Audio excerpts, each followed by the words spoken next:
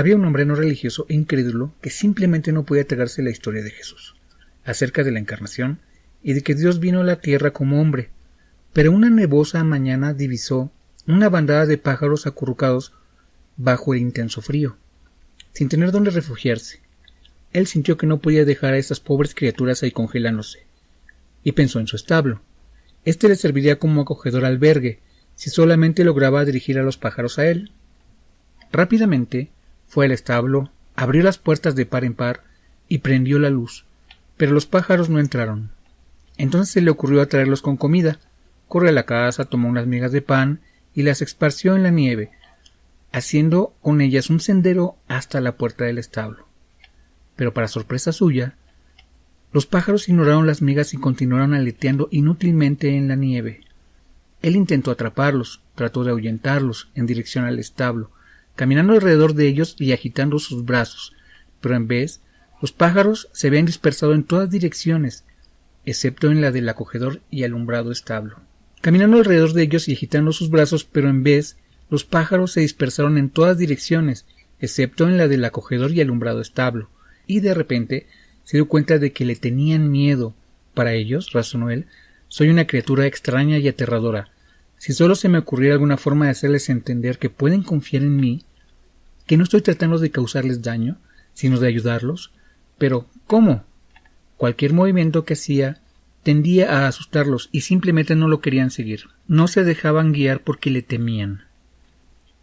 Si solo pudiese transformarme en un pájaro, pensó para sí mismo, y socializar con ellos y hablar su lenguaje, entonces podría decirles que no hay nada que temer y podría mostrarles el camino al tibio y seguro establo. Pero tendría que ser uno de ellos para que pudiesen ver, oír y comprender.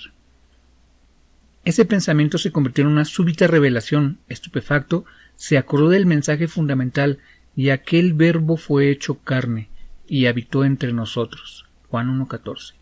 De pronto, el evangelio que había escuchado adquirió absoluto sentido y cayó de rodillas sobre la nieve. Primero, ¿podemos probar que Jesús existió antes de su nacimiento humano?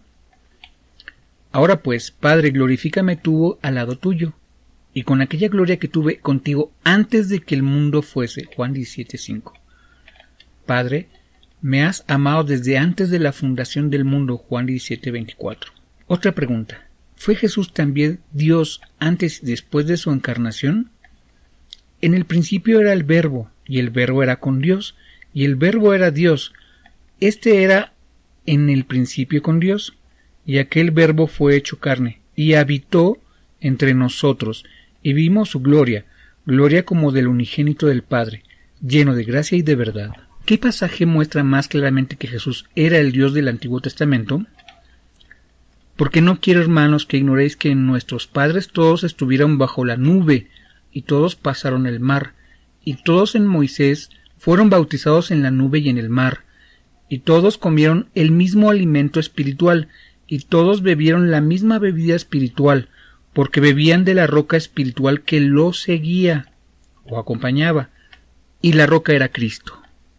1 de Corintios 10, 1-4. Claramente, el Dios que guió a los israelitas fuera de Egipto a través del Mar Rojo y hacia la tierra prometida fue quien posteriormente se convirtió en Jesucristo. Él les proveyó maná para comer. Éxodo 16, 4, 31 y 35. Bueno, ahora entendemos que si la reencarnación no existe, ¿qué significa esto? Porque pues parece ser que Moisés muere y después reencarna en Jesús. Y si Jesús reencarna, ¿cuál es el nuevo nombre de Cristo? Apocalipsis 3:12.